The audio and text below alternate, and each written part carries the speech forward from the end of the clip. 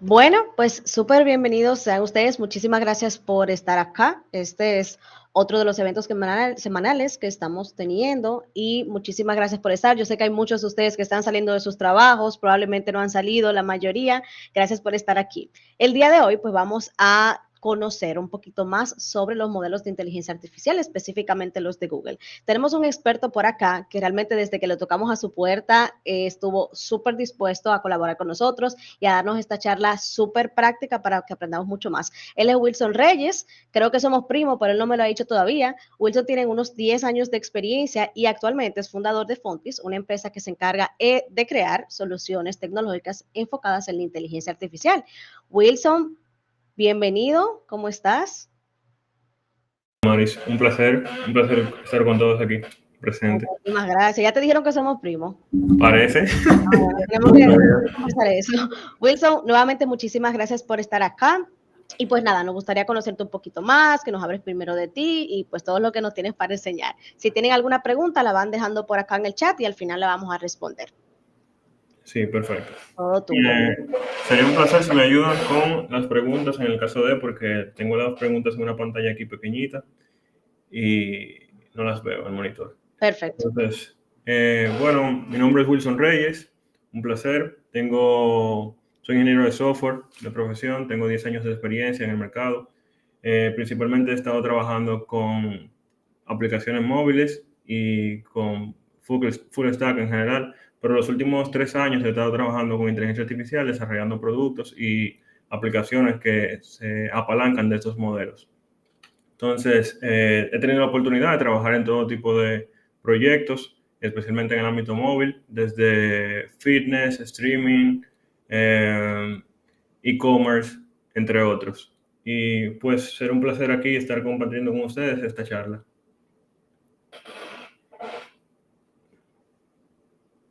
Bueno, la charla o el conversatorio de hoy, porque me gusta mucho que esté la posibilidad de compartir y de conversar, es sobre desbloquear el potencial de los modelos de inteligencia artificial de Google.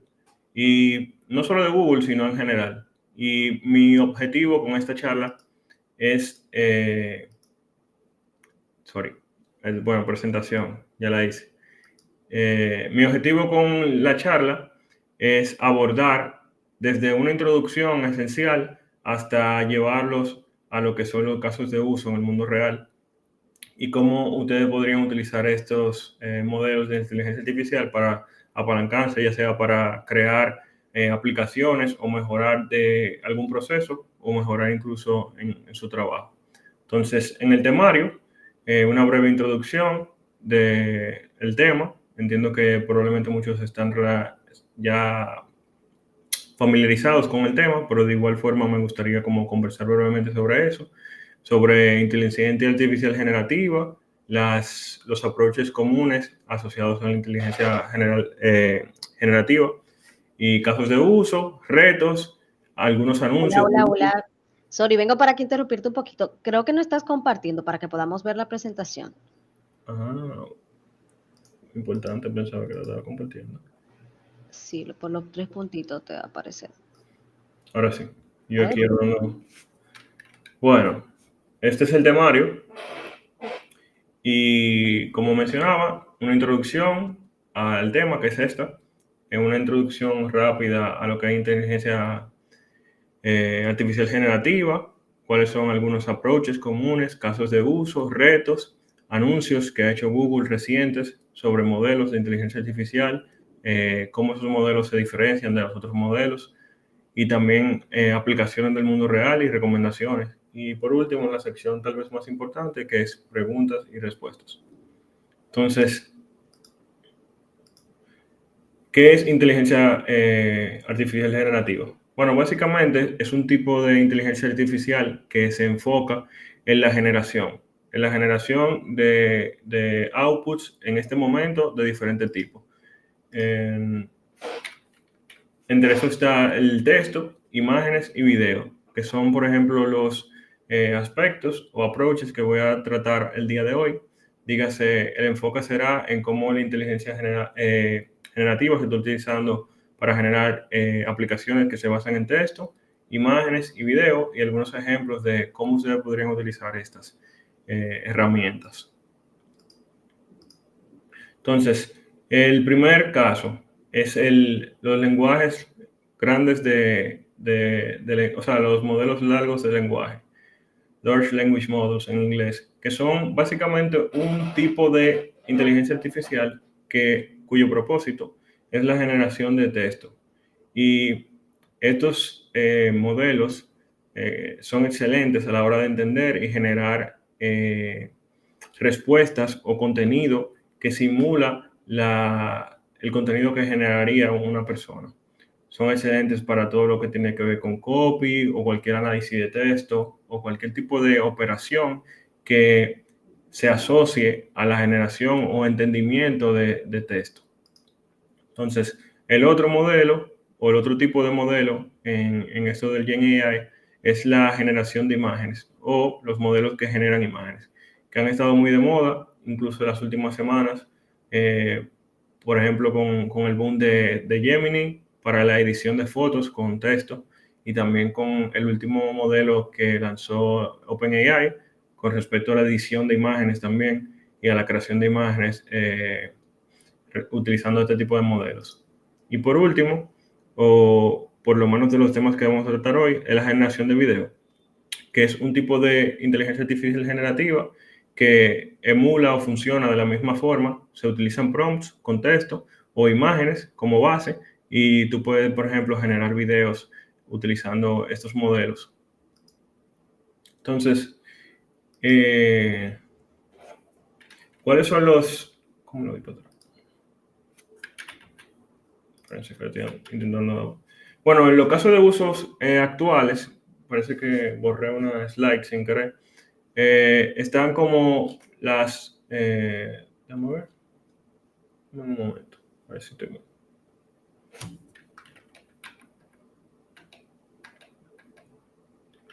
Sí, borré un slide sin querer. Bueno, entre los casos de usos actuales que se le pueden dar a los modelos de inteligencia artificial generativa, están la generación, por ejemplo, de copy para marketing, también está la generación de artículos, también está la investigación o research. Tengo un video bastante interesante ahí en la comunidad de IndieLancer sobre Deep Research y cómo esto puede, por ejemplo, aportarles a sus investigaciones utilizando otro modelo de lenguaje.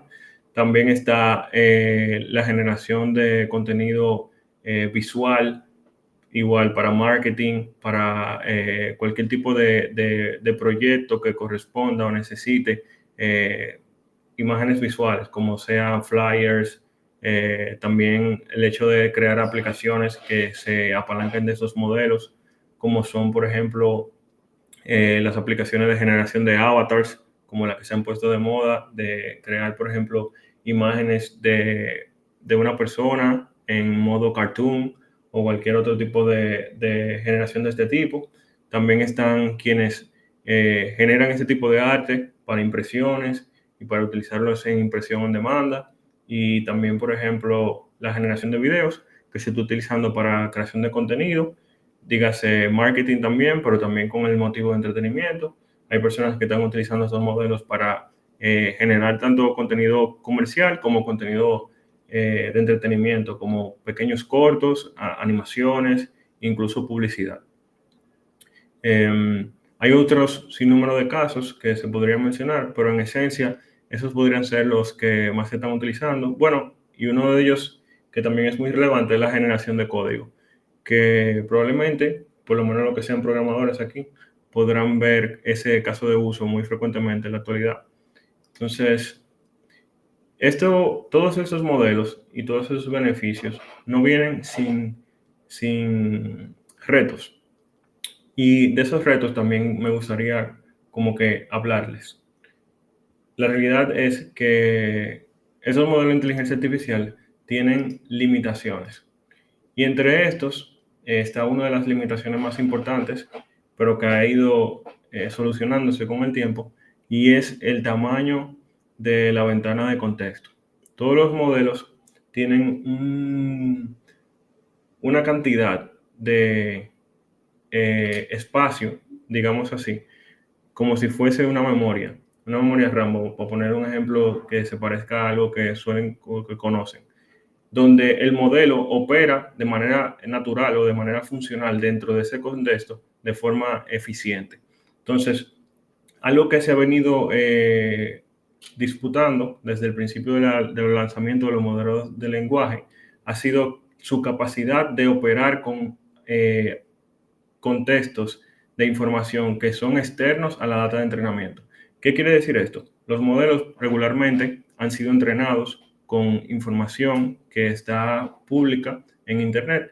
Sin embargo, si tú quisieras utilizar un modelo que acceda a data que no está dentro del rango de data que fue entrenado el modelo, tú necesitarías proveerle esa data a través de un contexto.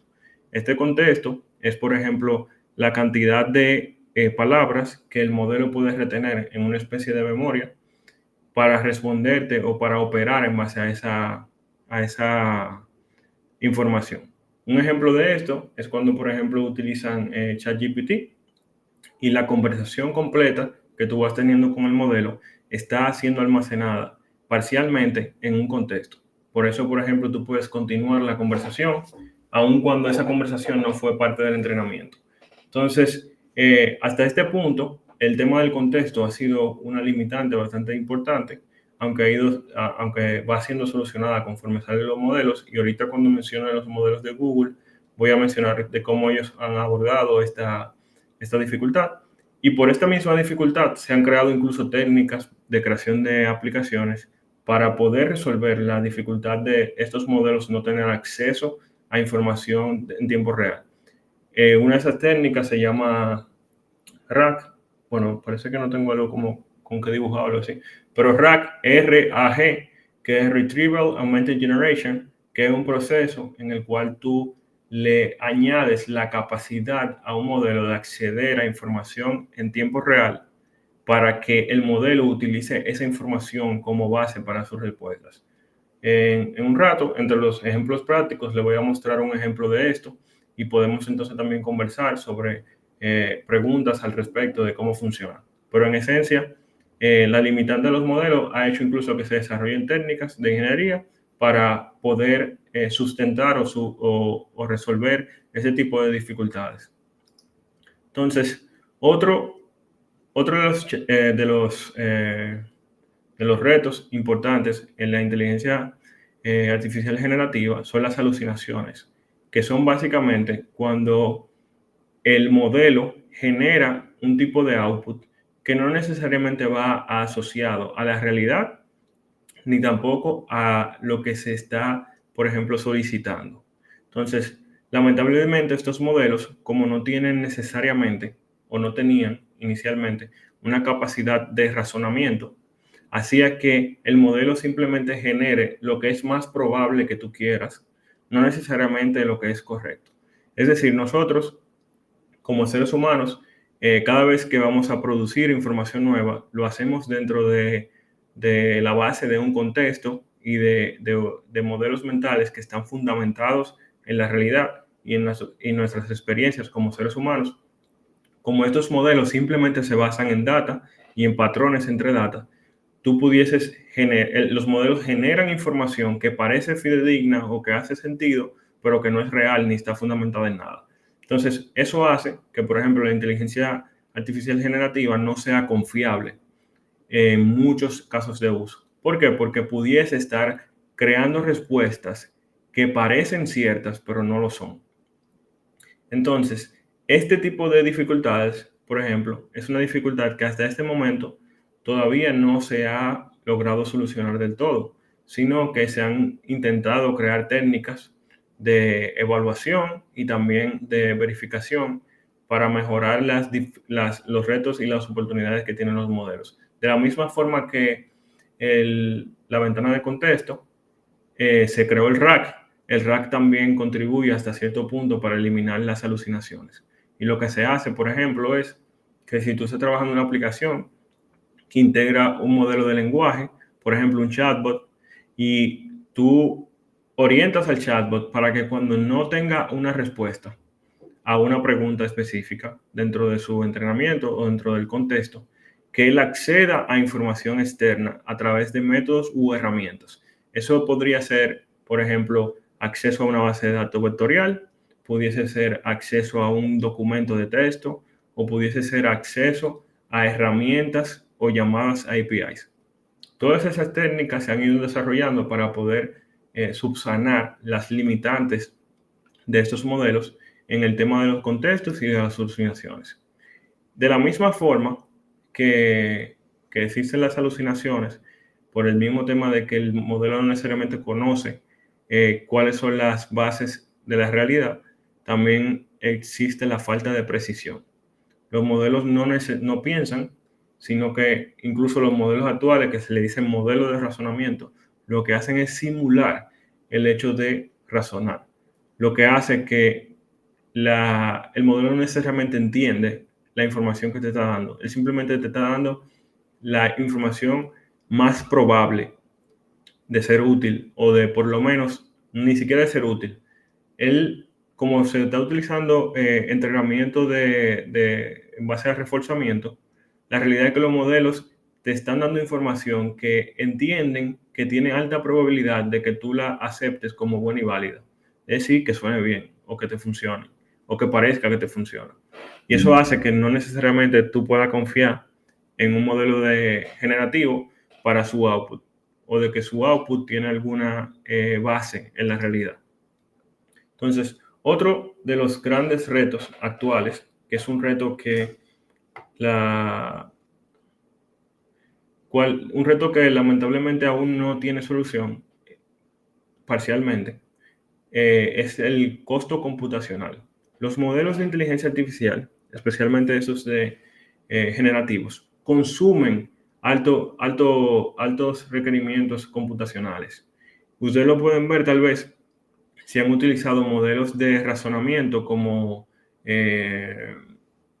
los modelos O3, O1 y O4 de OpenAI, que la cantidad de operación computacional que se necesita para ellos llegar a una respuesta es bastante alta, especialmente en los modelos de razonamiento. Ustedes no sé si han visto la diferencia entre un modelo sin razonamiento y un modelo con razonamiento, pero la realidad es que los modelos de razonamiento lo que hacen, por lo menos lo que se estima que hacen muchas veces, es correr paralelamente múltiples procesos y poner, por ejemplo, múltiples instancias de un modelo sin razonamiento para llegar entre todos a una conclusión. Como ustedes podrán imaginar, esta cantidad de modelos corriendo en paralelo, la cantidad de recursos computacionales que se utiliza es bastante alta. Esto hace que muchos modelos grandes con altas capacidades, digamos, de inteligencia, no puedan ser accedidos por los meros mortales. Y con eso me refiero a poder, por ejemplo, correr un modelo de ese tipo en tu máquina personal. Son modelos que requieren tanta computación que probablemente se necesita un rack de GPUs o de cualquier tipo de otro sistema de procesamiento para tú correrlos. Y hace que esté prácticamente el usuario obligado a acceder a este tipo de modelos en la nube. Hay modelos pequeños que se han ido creando con la intención de que puedan correr en dispositivos físicos y también en tus equipos personales, pero aún el nivel de inteligencia que poseen estos modelos no tiene la suficiente utilidad como para justificar el hecho de no acceder a Internet. Esto es una limitante por el hecho de que si tú vas a desarrollar una aplicación, probablemente tú no puedes utilizar o crear una aplicación que utilice estos modelos sin acceso a Internet, lo que limita también el alcance del producto que sea que vayas a desarrollar o lo que quieras realizar. Otro de los retos es el hecho de que en la misma data de entrenamiento, como somos seres humanos, hay bias, es decir, hay desviaciones que no necesariamente corresponden a la realidad, pero que por la organización de la data y de cómo fue estructurada, pudiese indicar que hay conclusiones que son reales cuando no. Eso hace que, por ejemplo, en base a la data en que un modelo fue entrenado, sean las respuestas. Con esto, por ejemplo, se puede poner el ejemplo de modelos de lenguaje que han sido entrenados con redes sociales como X o Reddit, o sea, por lo regular suelen tener desviaciones a cierto tipo de conducta o de tipo de generación que no necesariamente se corresponda a cómo nos comportamos todos los seres humanos en realidad, sino que el modelo adopta las desviaciones de la data que fue entrenada. Eso hace que no necesariamente sea justo. Un ejemplo de esto fue cuando, no sé si vieron, se estaban generando imágenes que no eran precisas en términos geográficos, perdón, en términos étnicos, en el sentido de que se generaban imágenes de espacios de la historia donde las personas tienen otra etnia. Y parte de esto fue intentando corregir los bias de la data. Entonces, es una limitación de los modelos generativos y es que en base a la data de entrenamiento puede ser que se ensucie la capacidad de generar nueva información. Y lo último, que es la baja calidad. O sea, muchas veces este tipo de modelos no necesariamente tienen el mismo nivel de calidad a través de todos sus puntos de posibles casos de uso. Dígase, hay modelos que poseen ciertas habilidades de generación de texto, pero ese mismo modelo no necesariamente genera la misma calidad que genera de texto que genera de código. Lo mismo pasa con las imágenes. Hay modelos que tienen la capacidad de editar, por ejemplo, imágenes, pero el nivel de calidad de esa imagen editada es inferior a un modelo de otro tipo que solamente genera imágenes. Y de igual forma pasa con el video. Hay modelos que son buenos a nivel de video en el movimiento de la cámara, la generación de movimiento humano. Hay otros que son mejores a nivel de animaciones. Esto hace que nosotros como usuarios, por lo menos hasta este punto de la historia, necesitemos tener experiencia con múltiples modelos para poder identificar en qué tipo de actividad o caso de uso un modelo excede o es excelente a nivel de calidad. Por ejemplo, los modelos de Google actualmente son muy buenos a nivel de contexto. Dígase, tienen un gran manejo de tokens. Los modelos de Google, creo que me parece que los últimos todos manejan 1 millón de tokens, que ni siquiera sé cuántas páginas son eso, pero creo que 4.000 tokens eran como 16 páginas. Es decir, que tú puedes acceder e introducir en un contexto de un LLM de Google un libro completo y él tiene en su mayoría lo que le llaman el high stack recall, es como la capacidad de en cualquier parte del contexto acceder a esa información y hacer que el LLM responda en base a esa información de manera precisa. Por ejemplo, Google es de los mejores a nivel de manejo de contexto. A nivel de alucinaciones, por ejemplo, todos alucinan, pero algunos más que otros. Entonces también es necesario identificar, por ejemplo, si ustedes han utilizado 3.5 de cloud, y lo comparan con 3.7, por lo menos en mi experiencia personal, 3.7 alucina muchísimo más que 3.5. Y así sucesivamente, hay una combinación de pros y contras de cada modelo que es importante saber para tú, por ejemplo, saber cómo implementarlos en los casos de usos que tú quieras implementar. Entonces, entre los anuncios recientes de Google, les aclaro que esta va a ser una presentación breve a nivel de contenido y la idea es preguntas y respuestas al final. En los últimos modelos anunciados de Google se encuentra, por ejemplo, Gemini 2.5 Pro, que es el state of the art, probablemente uno de los mejores modelos actuales. Me parece, no estoy 100% seguro, que no es un modelo de razonamiento, sino que es un modelo tradicional de generación. Entonces, lo digo que me parece porque últimamente están habiendo muchas mezclas. Por ejemplo, 4.5 de OpenAI se supone que no era de razonamiento, pero la cantidad de procesamiento que estaba utilizando hacía que las respuestas fueran bastante lentas, también por el tamaño del modelo. En este caso, Gemini 2.5 Pro es un LLM multimodelo, es decir, que tiene la capacidad innata de acceder a texto, código, imágenes, audio y video. ¿Qué quiere decir esto? Que el modelo tiene la capacidad de entender todos este tipo de input.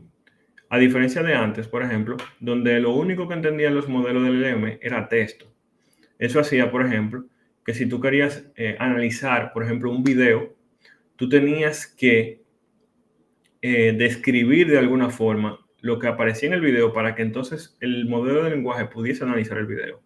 Ahora estos modelos pueden descomponer las imágenes, por ejemplo, en tokens y entender las imágenes de forma natural.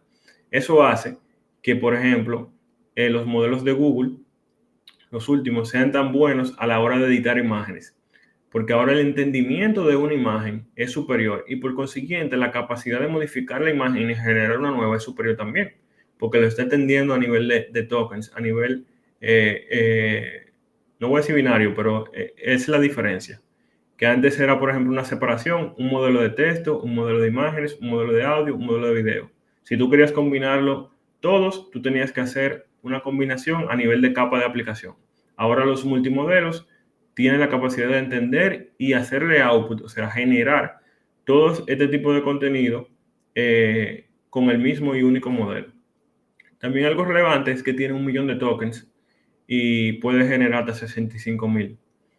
Se supone que está anunciado 2 millones de tokens. Es decir, que muchas técnicas que hasta ahora, por ejemplo, esta charla yo la di en Google Extended y muchas cosas han cambiado. Por ejemplo, una de las razones principales por la que se creó RAC fue para sobreponerse a la limitación de los modelos. Por ejemplo, la primera versión de GPT 3.5 me parece, o 3, la cantidad del contexto eran 4.000 tokens, lo que hacía que tú pudiese almacenar por lo menos, no sé, 1 o 2 páginas de texto. Eso hacía que tú no le pudiese pasar un contexto lo suficientemente alto como para que el modelo sea útil. Porque cuando tú le combinas, por ejemplo, las instrucciones que tú quieres que él siga, más el input del user, ya se salía, por ejemplo, de la capacidad máxima y eso hacía que tú no pudiese generar lo que tú querías generar. Entonces, para eso se creó RAC, que era como para sacar toda esa información extra y solamente introducir al modelo la información que necesitaba en el momento para ejecutar. Pero con esos modelos de 1 millón de tokens, muy probablemente, eventualmente, ¿verdad? Va a ser innecesario utilizar técnicas como RAC. Solamente va a ser necesario utilizarlas cuando el proceso sea lo suficientemente complejo para meritarlo. Y a eso me refiero, por ejemplo, si tú quieres hacer cálculos, por ejemplo, esos modelos de generación de texto no son buenos realizando cálculos matemáticos, porque como hemos comentado, solamente son predictores de tokens, o sea, del próximo token. Eso hace que ellos te digan 2 más 2 es 5 porque ellos creen que suena bien, o porque lo vieron en la data de entrenamiento, no porque de verdad estén haciendo un cálculo. Entonces, con esto del RAC, lo que se hace es, por ejemplo, que se le dice al modelo, mira, cuando tú te encuentres con una operación matemática, yo tengo aquí una herramienta que se le llama calculadora. Tú lo que tienes que hacer es darme el output de que tú necesitas la calculadora y yo voy a llamar con RAC la calculadora, voy a hacer el cálculo que tú necesitas, te voy a devolver el resultado y ese resultado tú lo vas a manejar dentro de tu contexto para entonces tú responder al usuario. Entonces, esas limitaciones del contexto irán disminuyendo conforme sigan creciendo. Por ejemplo, con 2 millones probablemente hay muchas cosas a nivel de data que no va a ser necesario, pero sí para, por ejemplo, cálculos, acceso a APIs, acceso a algo que le llaman MCP. Y, y bueno, continuando, otro de los beneficios es que la la precisión ha aumentado significativamente, lo que hace que estos modelos sean muchísimo mejor a la hora de buscar contenido en su contexto. Eso al principio era un problemazo, en el sentido de que del contexto, la limitación del contexto hacía que fuese difícil buscar. Ahora, por ejemplo, estos modelos, tú puedes introducir un libro de 1.000 páginas y preguntarle en la página 950, dice, ¿qué es lo que dice? Tal cosa, y te van a responder. Eso era prácticamente imposible hace un año o dos. Y eso también hace que el modelo, al tener mayor capacidad de almacenar contexto, su capacidad también de ejecutar código y de generar código mejore. ¿Por qué? Porque, por ejemplo, parte importante de la generación de código, la creación de código, es entender cómo están interactuando los componentes de una aplicación y cómo está interactuando el código. Y cuando había una limitación a nivel de tamaño de la ventana de contexto, tú no le podías pasar toda la información que el LM requería para generar código nuevo, dígase los patrones que están utilizando, ejemplos, etc. Ahora eso no es un problema y por consiguiente los modelos con su aumento de capacidad de razonamiento, pero también de su tamaño de la ventana de contexto, han mejorado también la generación de código. Entonces, el otro anuncio fue reciente, 2.5 Flash, que es básicamente una versión mucho más rápida de 2.5. Esto es relevante, por lo mismo que he mencionado ahorita, los costos computacionales son importantes a la hora de desarrollar aplicaciones que utilicen inteligencia generativa. ¿Por qué? Porque dependiendo de la cantidad de computación que utilicen, va a ser el precio por la cantidad de procesamiento que se necesita, también va a ser la espera, y esto hace, por ejemplo, que se añada latencia a un proceso por el hecho de utilizar un modelo, por ejemplo, que piensa mucho antes de responder. Pero en este baile de identificar cuál es el modelo más rápido para esta ocasión, pero cuál es el nivel de inteligencia que necesito. Ah, mira, esta aplicación no necesita tanto nivel de inteligencia, lo que necesita es que se responda rápido. Para eso se crean las diferentes versiones de los diferentes modelos. Entonces, lo mismo, este tiene una ventana de contexto de 1 millón de tokens, está accesible a través del API y es mejor, por ejemplo, como le mencioné, para tareas que requieran baja latencia, o sea, rápidas, y, por ejemplo, para generar outputs que se utilicen en procesos de agentes.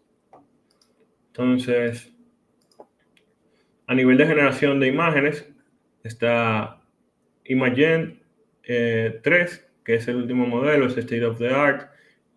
También está Powered by Gemini, ImageFX. Este es el modelo superior de Google a nivel de generación de imágenes. Y por último, está Veo, capaz de generar video 4K. Tiene cierto nivel de conocimiento de cómo funciona la física, por lo que los movimientos que se generan, por ejemplo, a nivel de animación, pero también de generación de video ultrarrealista, se parece más a la realidad. No sé si recuerdan en algún punto de la historia, los videos se veían bastante raros porque no obedecían la ley de la física, como mencionaba anteriormente, por el tema de las alucinaciones y de que no están basados en la realidad.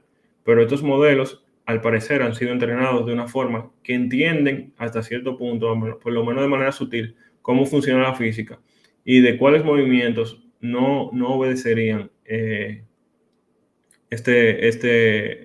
un caso de uso específico. Entonces, bueno, ¿cuáles son los casos de uso del mundo real? Si tienen preguntas, la pueden hacer en el chat. ¿Cuáles son los casos de uso del mundo real para este tipo de modelos de inteligencia artificial? Bueno, soporte al servicio al cliente, dígase chatbots para responder preguntas, información particular, responder quejas, responder preguntas frecuentes, etc. Entonces, un modelo de lenguaje es, por ejemplo, totalmente funcional para responder la pregunta frecuente de un negocio o para darte información particular de algún tipo de caso de uso en específico. Otro de los casos de usos que la gente está utilizando esta generación de video, imágenes y textos es para la creación de contenido con inteligencia artificial. Dígase los copy de una página. Por ejemplo, tú pudieses generar el copy de un landing page adaptado a un tipo de persona específico. Tú pudieses también generar los captions de Instagram, el texto que tú vas a utilizar, los scripts de los videos. Yo, por ejemplo, lo uso para hacer publicidad. Yo le paso, por ejemplo, ejemplos de la publicidad que más me ha funcionado y después desarrollo una estructura y genero, por ejemplo, videos, genero scripts que luego grabo de forma real para, por ejemplo, crear una campaña publicitaria. Entonces, otro caso de uso importante es la traducción. Por ejemplo, recientemente le hice una aplicación a un cliente que estaba buscando traducir sus aplicaciones móviles a varios idiomas. La persona pagaba un traductor por idioma y él le compartía los archivos de cada idioma. Dígase, le compartía el archivo base, que estaba en inglés, le decía, mira, fulanito de tal, un traductor a francés, le paga $100, $150 para que le traduzca 2000 strings, o sea, 2000 líneas de texto. Y él hacía eso con cada idioma. Por ejemplo, yo le hice un sistema utilizando, creo que fue Gemini o GPT-4 Mini, que yo leía todas las líneas de texto del archivo base y la traducía al lenguaje de preferencia.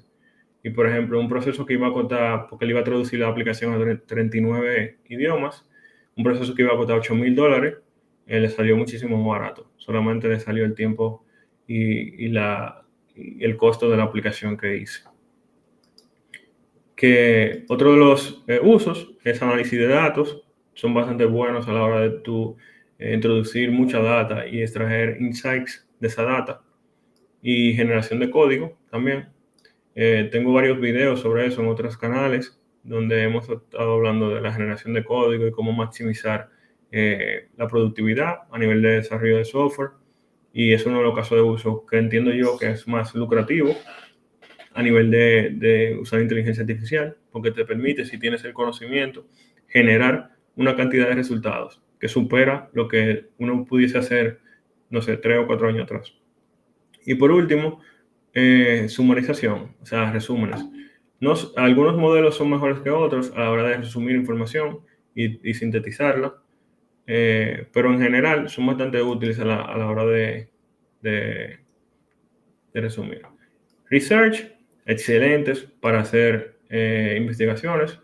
Google, bueno, todos tienen ya. Google, OpenAI, Grok, todos tienen un feature que se llama Deep Research, que es básicamente un feature que se encarga de un agente que se encarga de investigar en Internet un tema y utilizar, por ejemplo, 30, 40, 50 fuentes, luego mover todo eso a un contexto y luego hacer un resumen y luego hacer un análisis y proveerte un resultado. Si ustedes, por ejemplo, necesitan investigar un mercado antes de lanzar una aplicación, o necesitan investigar un competidor, o necesitan, por ejemplo, crear una lista de personas o contactos que ustedes quisieran contactar, por ejemplo, para un negocio, algo que yo he utilizado, por ejemplo, búscame todas las personas en LinkedIn que trabajan en tal posición en las diferentes empresas que están alrededor de mi negocio que yo pudiese contactar.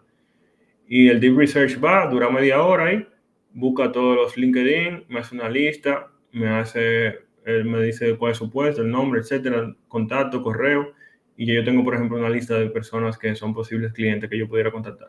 O sea, la posibilidad del Deep Research prácticamente es infinita, además de tú poder crear y obtener contenido educativo, por ejemplo. Yo cada vez que quiero hacer un tema o estudiar un tema, perdón, yo hago un deep research del tema y busco, no sé, 10, 20, 30, 40 fuentes y es muchísimo más efectivo que cuando antes tú ibas y buscabas en Google y leías las dos primeras páginas. Entonces, también actualmente tiene la capacidad de analizar audio, data en audio, por lo mismo que estamos hablando anteriormente, de que son multimodelos, es decir, que entienden los tokens y tú pudiese, por ejemplo, pasarle un video de YouTube y extraer una información particular, o tú pudiese un audio particular, buscar una oración o momento en específico. Esto es excelente para análisis de datos en videollamadas, entre otros. Y por último, las aplicaciones agénticas. Exacto, José Lier. Son excelentes para aprender conceptos nuevos. Yo lo uso prácticamente para todo lo que quiero aprender.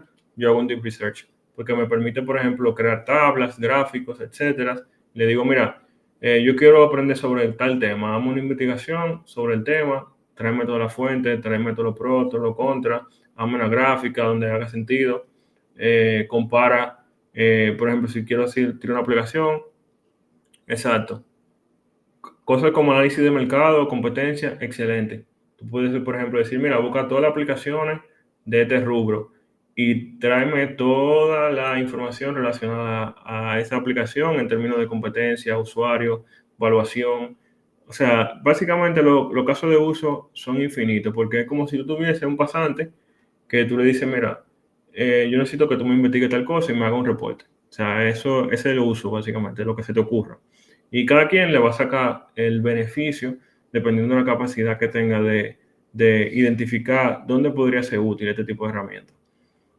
Y lo último son las aplicaciones agénticas, que son aplicaciones de software que poseen cierto grado de autonomía.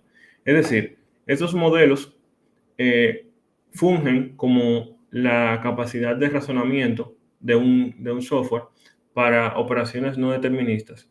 Es decir, tú pudieses utilizar un LLM como cerebro para una aplicación de software y que tome decisiones con cierto nivel de razonamiento, ¿verdad? No como un ser humano, pero con cierto nivel de razonamiento, donde un software anterior a ese pudiese ser eh, menos efectivo. Dígase, imagínense que ustedes tienen una aplicación que en base al sentimiento del review de un usuario le envíe X o Y correo, un reembolso o una oferta. Imagínense que eso es una aplicación. Antes, hace unos años, hubiese sido extremadamente difícil hacer una aplicación así. Ahora es súper mega fácil, porque tú pudieses analizar el review, determinar qué tipo de sentimiento expresa el contenido y en base a eso tomar una decisión que te permita ejecutar X o Y funcionalidad. Entonces, ese tipo de operaciones no deterministas, es decir, que no son sí o no, o que no tienen un marco bastante fijo de cómo operar, son excelentes operaciones para este tipo de aplicaciones, para este tipo de software. Entonces, yo me gusta dar ejemplos de, de cómo, por ejemplo, yo estoy utilizando esos modelos y voy a poner ejemplos a ver, aquí los modelos de generación de videos, como les mencionaba, son excelentes bueno, excelentes, pero están en proceso de ser buenos para generar contenido. Por ejemplo, este post de Instagram con todo y texto fue generado con inteligencia artificial. Primero generé la imagen y luego la imagen la transformé en un video. Eh, Incluso la animación del texto fue hecho con inteligencia artificial, la imagen fue generada con inteligencia artificial, esta rotación, etcétera, totalmente. O sea, tú tienes una capacidad de crear, por ejemplo, contenido de forma automática, si tú estableces unos pipelines específicos para eso.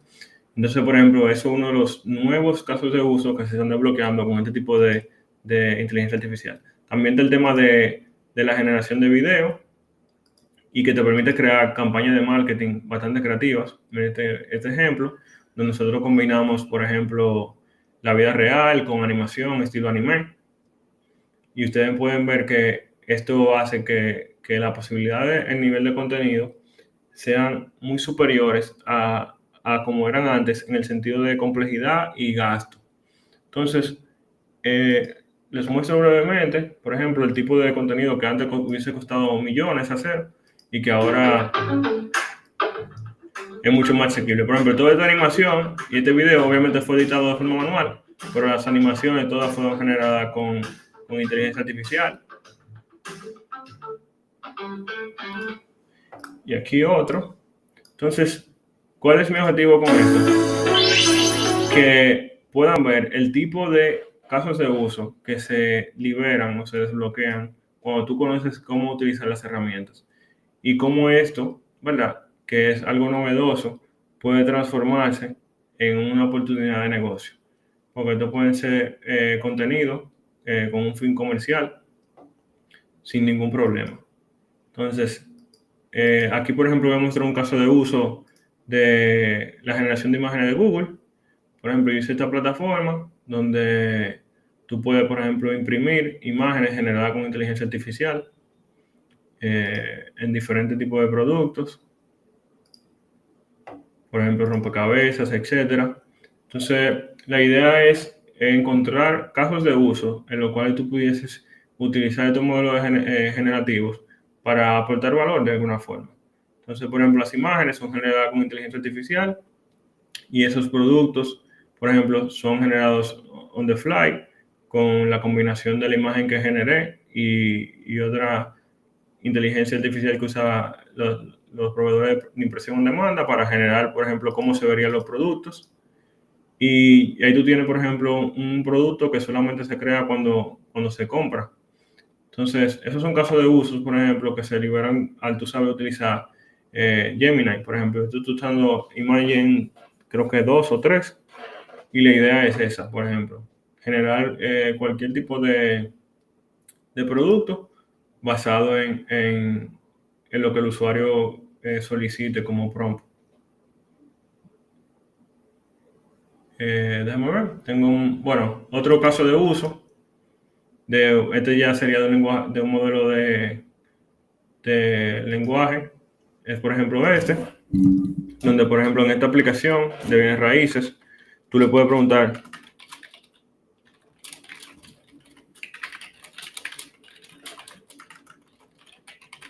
por ejemplo, ¿cuáles son las 3 razones para yo comprar este proyecto? Obviamente tiene la misma limitante que mencionaba anteriormente, de que puede alucinar, etcétera, pero aquí yo utilizo la misma técnica que le comenté, se llama RAC, donde, por ejemplo, toda la información relacionada a esta plataforma fue curada y verificada por asesores, y yo lo que hago es que guardo todo eso en una base de datos vectorial. Entonces, aquí yo tengo un contexto relativamente pequeño, donde cuando un usuario hace una pregunta, él verifica si él tiene la capacidad de responder y si no está dentro de su data de entrenamiento, él lo que hace es que busca en la base de datos vectorial, introduce esa data en el contexto y responde en base a esa información. Entonces, esto da lugar a un tipo de aplicación totalmente distinta de, por ejemplo, tener una inteligencia artificial capaz de interactuar con una aplicación y proveerte y ayudarte como usuario a mejorar tu experiencia. Entonces, esos, por ejemplo, son algunos de los casos de uso. Tengo más cosas que he hecho, pero creo que con eso se capta la idea de cómo estos modelos, por ejemplo, pudiesen transformarse en negocios y negocios que de alguna forma u otra aportan valor. Entonces,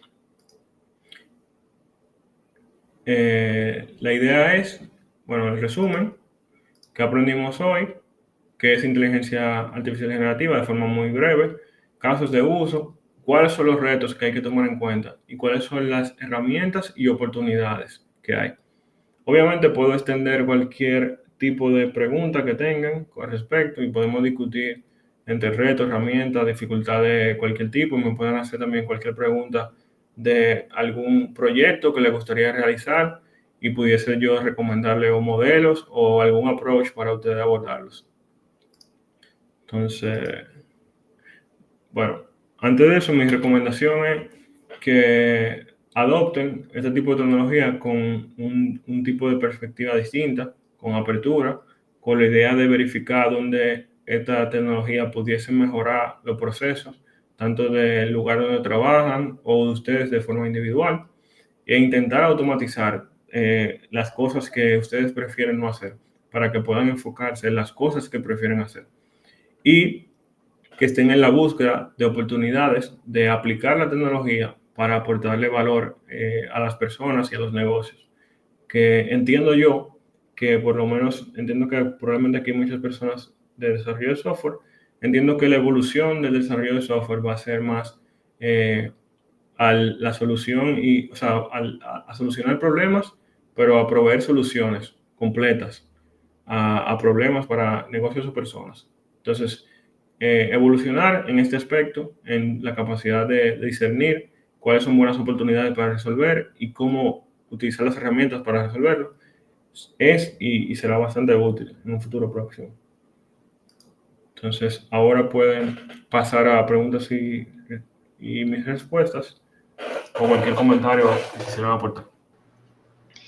Tenemos por aquí algunas preguntas que te voy a ir leyendo para que me ayudes a responderla, porfa. Tenemos dos de Raúl Roa. Dice, para el caso de los agentes, si los modelos son estocásticos, hablaba de no determinísticos, ¿cómo hacemos entonces que tomen decisiones creativas para dentro de los parámetros que necesitamos? ¿Cómo hacemos que tomen decisiones? Creativas para dentro de los parámetros que necesitamos. Lo que pasa es que la agencia, ¿verdad? Como concepto es un espectro y la autonomía también. Entonces lo que se hace es que se determina un rango de autonomía. Dígase, un rango donde el agente puede operar de forma segura. Es decir, no, por eso, desde mi perspectiva, quienes están haciendo agentes generales, dígase agentes que pretenden solucionar todos los problemas posibles, no están teniendo éxito. Y es por la misma razón. El hecho de no ser determinista hace que las probabilidades sean demasiado altas. O sea, en términos de posibilidades de posibles casos de uso y posibles casos de edge cases, o sea, casos no planeados. Entonces, básicamente es como establecer cuál sería el criterio que tú consideras válido como creativo, es decir, un rango, mira, desde esto hasta esto. Limitar el agente a que opere dentro de ese rango. No sé si eso le responde, pero es más o menos el framework para pensar con respecto a cómo establecer el rango de creatividad con el que va a poder operar dentro de un esquema seguro y establecer los lineamientos o las limitantes correspondientes a esos lineamientos para que la gente no salga, por ejemplo, del comportamiento esperado. Para esto hay muchísimas técnicas que se están utilizando, como la creación de procesos de revisión del flujo completo de la gente. Dígase, la creación de VALs, que es como conjunto de técnicas de evaluación, la creación de técnicas de verificación de la información que correspondan a cierto tipo se llama como ground, como que correspondan a cierto tipo de parámetro. Y es como que, en esencia, lo más simple que puedo decirlo es como crear una caja dentro de que el agente va a poder ser libre, creativamente hablando, pero con las limitantes que tú determines. Siempre sabiendo que mientras más libertad, más probabilidad de error. Muchos thank yous. Continuamos con otra de Raúl. Dice, cuando se utiliza un modelo para Customer Support respondiendo preguntas frecuentes, ¿cómo se evita que las respuestas del LLM no tengan alucinaciones? Bueno, bueno, como mencionaba antes, para eso se han creado las técnicas de Retrieval Augmented Generation, en el sentido de que se ha intentado agregar procesos deterministas al proceso de no determinista. Y con esto lo que quiero decir es que tú combinas técnicas actuales, por ejemplo, de creación de chatbots, con la creatividad o apertura de los modelos actuales. Dígase, tú estableces, por ejemplo, un flujo de conversación con ciertos lineamientos y ciertos límites e intentas que todas las respuestas, por ejemplo, estén dentro del límite. Para eso, tú puedes realizar tanto lo que le llaman prompt engineering, que es tú indicarle al modelo que obedezca ciertas instrucciones. Pero para esto mismo del prompt engineering hay niveles también. Porque, por ejemplo, tú puedes crear diferentes nodos o módulos para hacer diferentes cosas. Ejemplo, tú puedes tener un agente de servicio al cliente que responda información sobre la data de la empresa, ¿verdad? Pero tú pudieses tener ese agente principal que solamente accede a la información base de la empresa. Y tú puedes tener un módulo o nodo que revise todas las preguntas solamente y que esas preguntas obedezcan al criterio del caso de uso que se está manejando. Es decir, tú tendrías un agente que responde, pero tú tendrías un agente utilizando un modelo, por ejemplo, de menos nivel de inteligencia, pero mayor rapidez para verificar, por ejemplo, todas las respuestas. Un ejemplo de algo así es, yo tengo una aplicación que al principio yo generaba imágenes y muchas personas generaban contenido no safe for work. O sea, que me generaban imágenes que me podían banear, por ejemplo, de Stripe, porque estaban utilizando imágenes pornográficas o de cualquier tipo. Entonces yo lo que hice fue que hice el proceso que genera las imágenes e hice un proceso paralelo que revisaba cada una de los prompts de los usuarios para verificar que ninguno de esos prompts violan mis políticas. Ese es un ejemplo de lo que se puede hacer. Otra forma es que tú tengas un módulo o nodo que simplifique las operaciones que el usuario te pide a un conjunto de operaciones deterministas específicas, haciendo que siempre que el usuario haga un input, tú termines en las mismas 3 opciones, por ejemplo. Esos son 2 approaches diferentes de cómo tú puedes tener la flexibilidad de tener un mayor grado de inteligencia a nivel de chatbot de Customer Support, pero también obedecer a un conjunto de lineamientos similar a como eran los chatbots, por ejemplo, basados en reglas. Gracias. A ver, entonces, continuamos con Roniel Mercado. Dice, saludos, ¿qué recomiendas para la mejora profesional de un desarrollador de Java Web para entrar al mundo de la inteligencia artificial? ¿Cómo Java figura en esa área? Bueno, mira, te voy a ser totalmente transparente. Mis opiniones en este aspecto son un poco controversiales porque, déjame ver si puedo mover todo un poco de lado. Mis opiniones en este aspecto son un poco controversiales. Yo creo que el primer paso, desde mi perspectiva, para evolucionar en el tema de desarrollo profesional como desarrollador de software es, por lo menos en este punto, olvídate de la tecnología. La tecnología, entiendo yo, en este punto ya no es relevante. Y con eso me refiero a que estos modelos te están dando la posibilidad, por ejemplo, de tú trabajar con cualquier tecnología con mucho más facilidad que en el pasado. Algo que yo he hecho, por ejemplo, recientemente es, yo fui desarrollador Java por 6, 7 años en Android y después 6, 7 años en Kotlin. Y la realidad es que cuando yo quiero hacer una aplicación en otro lenguaje como TypeScript o Python, yo simplemente digo, mira, esto que yo hago en Kotlin de tal forma, tú me puedes decir cómo hacerlo en Python o tú me puedes decir cómo hacerlo en TypeScript. O sea, mi punto con eso es que la tecnología como tal se está haciendo cada vez más irrelevante. Incluso muchas personas estamos comenzando a elegir la tecnología para trabajar en un proyecto, no por lo que conocemos de manera profunda, sino por la capacidad que tienen los modelos de lenguaje para saber esa tecnología.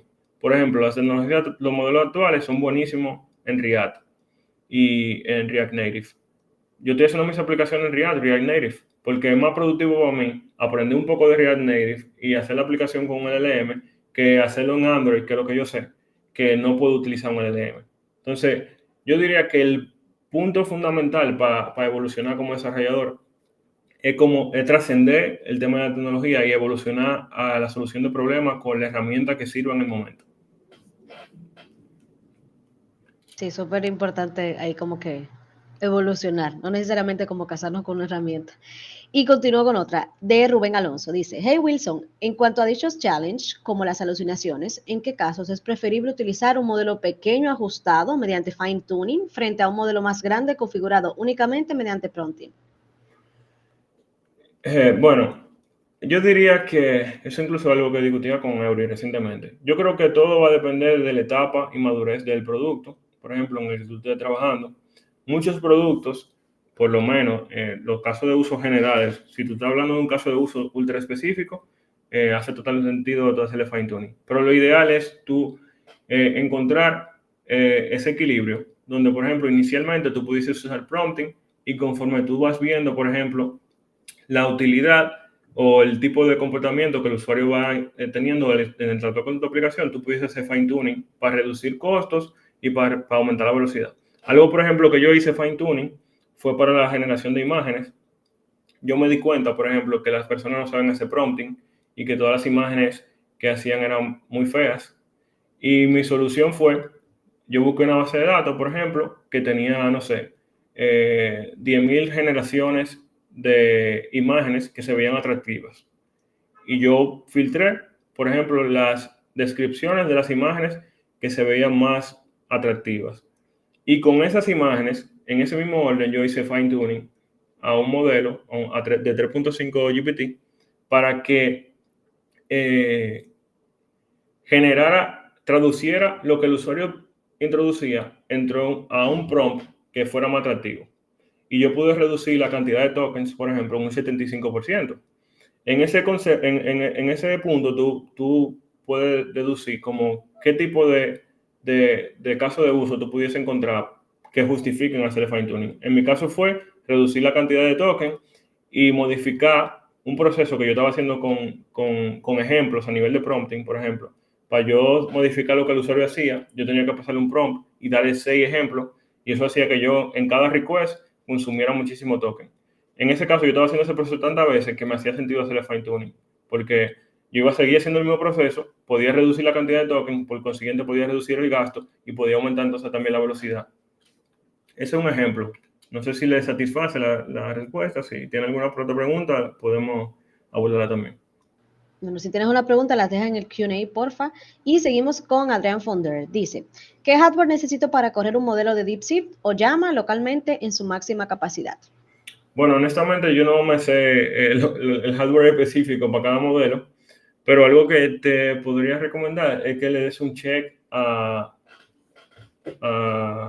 creo que se llama LLM Studio, que tú tienes la capacidad de correr modelos de forma local. Yo tengo una Mac, una M3, y honestamente muchos modelos de tamaño de menor a 8 billones de parámetros suelen correr adecuadamente. Los modelos de imágenes honestamente fuerzan mucho la máquina. Yo en el 2022-2023 llegué incluso a probar Stable Diffusion con una M1 Pro Max y iba súper forzado. Entonces, yo diría que lo de lenguaje son más fáciles. 7, 8 mil parámetros, tú lo corres con una Mac. Ya de ahí para arriba, muy probablemente tú necesitas hardware más poderoso. Pero no sabría decirte que el hardware específico que necesitas para cada modelo, porque honestamente son demasiados. Pero igual ahí tiene algunos tips. Seguimos, a ver, yo veo un comentario acá de José Lier, dice para una. No sé, José, si se te fue la pregunta antes de tiempo, si tienes otra, porfa, déjala en el Q&A.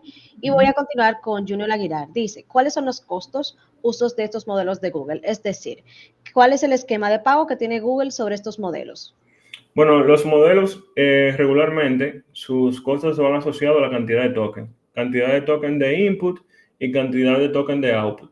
Y ahí entraba el tema que decía de fine tuning.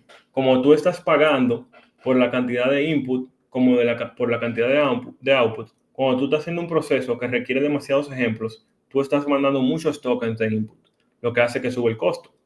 Lo mismo pasa con el output. Entonces, muchas de las personas lo que hacen es hacen fine tuning para reducir la cantidad de input que se necesita para entonces abaratar costos cuando hace sentido. Pero en general, todos los modelos, incluyendo los de imágenes, bueno, los de imágenes funcionan con token también. Se paga por generación de token. Es decir, yo convierto las imágenes en token y tú pagas por la cantidad de token que se generaron. Ellos tienen costos que se miden por 1 millón de tokens. Por ejemplo, OpenAI hoy sacó un modelo de generación de imágenes cuyo costo me parece que por 1 millón de tokens son $10. Es bastante elevado. Entonces, como que así que se calcula. 1 millón de tokens, ¿cuánto cuesta? Y en base a eso tú determinas cuál modelo usar, dependiendo de la combinación del grado de inteligencia con el costo. Listo, vamos a pasar nuevamente con José Lier y dice, el mejor stack para codear páginas web.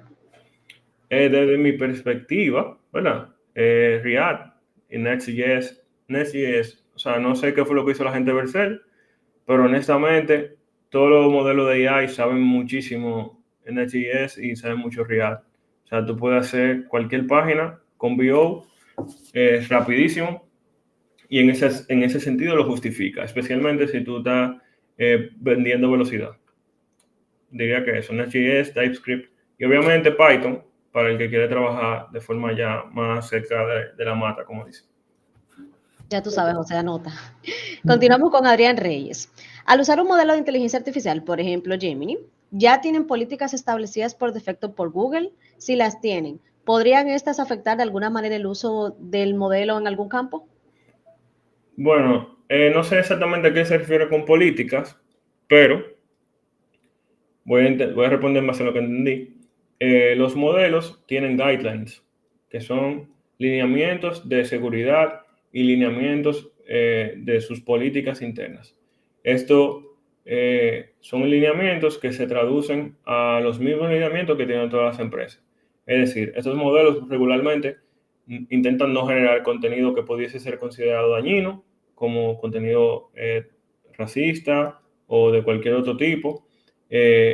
Y si ese tipo de guidelines o de limitaciones pudiesen limitarte a ti como usuario. Por ejemplo, los modelos por lo regular tienen el guideline de no identificar personas. Si tú quisieras hacer una aplicación que en base a una foto identifique a una persona, muy probablemente no vas a poder, porque como política, ellos han establecido que no se usan los modelos para eso. Otra política es la generación de figuras públicas. Si tú intentas generar una figura pública, unas imágenes, probablemente ellos no te dejen. Ahora, hay niveles de seguridad, creo que como Eury pone aquí, que sí se pueden manejar. Es decir, el lenguaje, por ejemplo. Tú pudieses tener una aplicación que requiera lenguaje SOS y eso pudiese configurarse a nivel de sensibilidad, pero, por ejemplo, tú no pudieses tener una aplicación que te diga cómo es una bomba.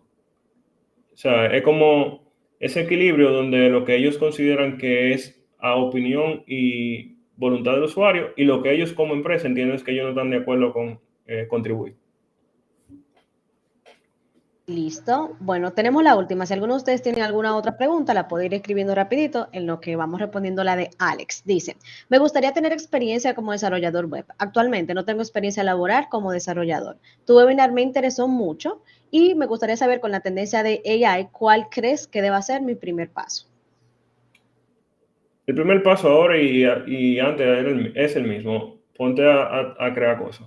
O sea, como que es el paso, siempre ha sido la receta. O sea, y más ahora que nunca.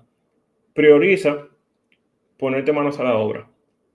Aprender, obviamente, pero te diría que te enfoques en crecer en términos de fundamentos, en entendimiento general de la tecnología y en ejecutar. Mientras más ejecutes, mejor. Si estás comenzando ahora y no tienes tanta experiencia, te recomiendo que no te vayas tanto por el byte coding, sino como que utilices las herramientas y las vas a utilizar, pero que intentes aprender y entender, porque te va a ayudar a mejorar tu capacidad y tu eficiencia en el futuro si tú entiendes lo que sea que las herramientas están haciendo. Entonces, te diría que ejecutes. Ponte proyectos, trabaja en proyectos, contribuye a proyectos.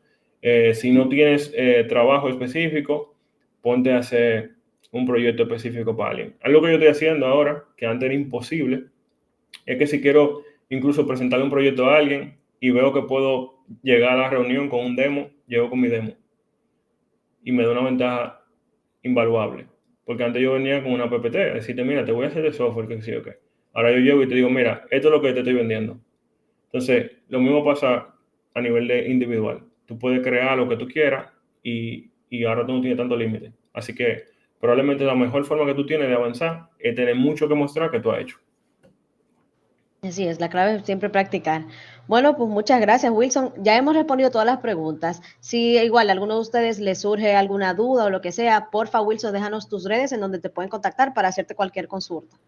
Bueno, estoy en los grupos de GPT, estoy en Instagram. Bueno, déjame ver, tengo la presentación aquí.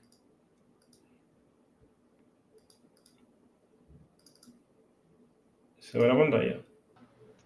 Sí. A ver.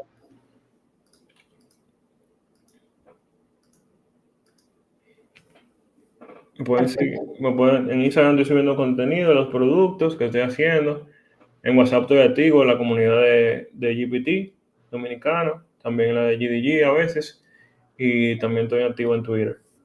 Ok, ya saben, tomen fotos, screenshot y cualquier pregunta a Wilson, pues se la hacen. Siempre a la orden. Wilson, muchísimas gracias por tu tiempo, muchas gracias a todos y todas las que están acá y bueno, pues estén atentos a las redes para que puedan interesarse y enterarse más bien de las próximas charlas. Que pasen buenas noches, vayan a cenar y muchos thank yous.